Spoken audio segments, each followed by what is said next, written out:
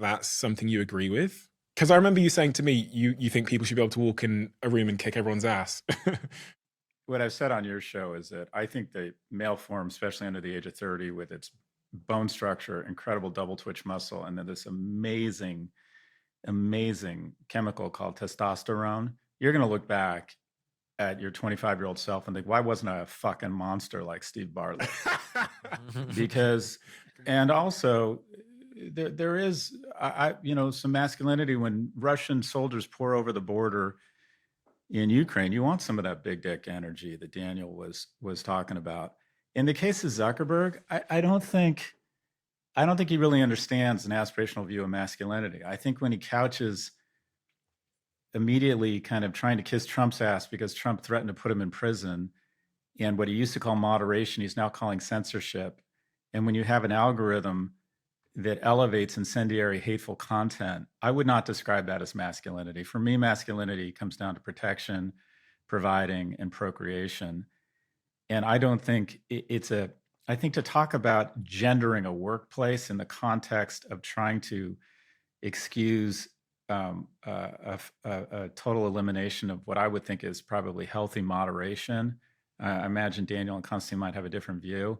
I think he's just couching his supplicant, obsequious, kiss ass behavior under the auspices of masculinity. It just doesn't ring true for me. And I'm not sure we need to man up or fem up organizations and companies right now. When I talk about masculinity, if I say at a conference, oh, women are better managers, everyone goes, yes, that's right. That's right. Right. That's okay. If I say men are more risk aggressive and make better entrepreneurs, you're a misogynist, you're out.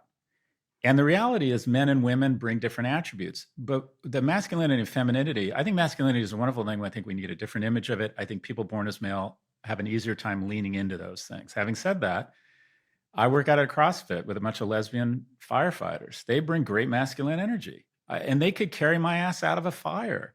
So a lot of men demonstrate wonderful feminine qualities. A lot of women demonstrate wonderful masculine qualities. I don't think these things are sequestered to anyone born as a specific gender.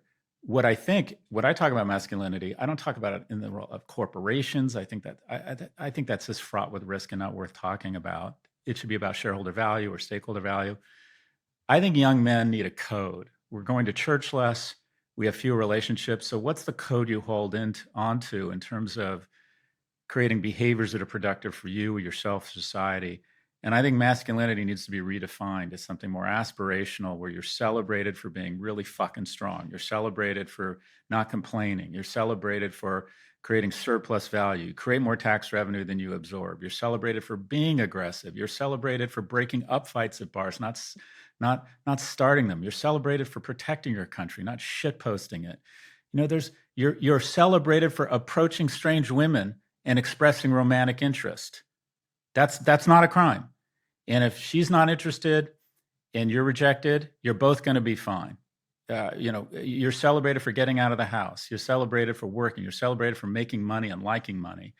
I think there just needs to be a redefinition of masculinity in the context of helping young men find a code that they used to get from the armed services or from dual parent households. And I feel like they're struggling. So I like the idea of something that they feel in their bones and in their body and in their DNA that they can lean into, that we celebrate. And the conversation is flipped entirely. 5 years ago, I was called a misogynist for talking about masculinity. Now the conversation is being led and advocated by one group, and it's mothers who are like, my son is not doing well. I got 3 kids, 2 daughters in PR with the other ones at Penn, and my son is in the basement vaping and playing video games. He needs something to latch onto. He needs a code. Anyways, but I apologize. Word salad. Zuckerberg and masculinity, give me a fucking break. He looks like a Chechen Molly dealer. Sorry, back to you, Stephen. Well, it's interesting when you speak, Scott, because your views on masculinity appear to me to be most better represented by the right side of politics than the left side of politics. They both have their own vision of masculinity, and yours seems to be a Republican view of masculinity. They flew, to Trump's credit, he saw the opportunity and he flew right into the manosphere. Rockets, crypto, Joe Rogan, Theo Vaughn, he said, no, I'm not going to run from this. I'm going to fly right into it. Now, I would argue that his vision of masculinity has too much coarseness, too much cruelty, too much bullying. I don't think that's masculinity. I think when we talk about Elon Musk taking risks, sending rockets that are captured by scissors coming down, inspiring the EV race, taking an enormous risk, making a shit ton of money, yeah, that's a great form of masculinity. Accusing men trying to save Thai soccer players, calling them pedophiles, calling your employees a sex criminal such that they have to leave their house, having 13 kids by 5 women or 3 women, none of which you live with, sleeping next to a loaded gun, losing control of your self-control because of addiction. I don't think that's a great role model. I think he's an amazing role model for boys. I don't think he's a great role model for men. In terms of energy, there are so many reasons why I'm a big matcha fan, if you don't already know by now. And so much so that I actually invested in the UK's leading matcha company called Perfect Ted. And one of my favorite Perfect Ted products is these delicious matcha pouches that come in every flavor, from salted caramel to peach flavor to mint flavor to berry flavor. One of my favorites is this vanilla flavor, which I'm going to make in just 2 seconds. You just take this mixer here, get a little bit of the powder, pop it on top of the shaker like that, put the lid on, shake, shake, shake. Delicious.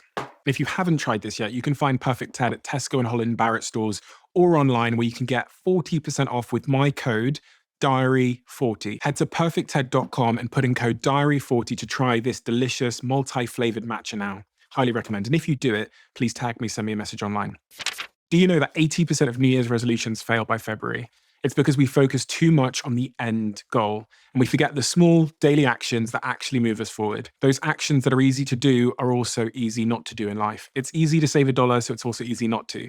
Making one small improvement each day, one tiny step in the right direction, has a big difference over time. And that is the 1% mindset, which is why we created the 1% Diary, a 90-day journal designed to help you stay consistent and focus on the small wins and make real progress over time. It also gives you access to the 1% community, a space where you can stay accountable, motivated, inspired, along with many others on the same journey. We launched the 1% Diary in November and it sold out.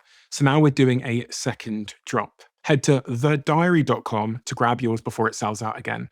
I'll put the link below. Constantine, Elon Musk, censorship. The word censorship was used there by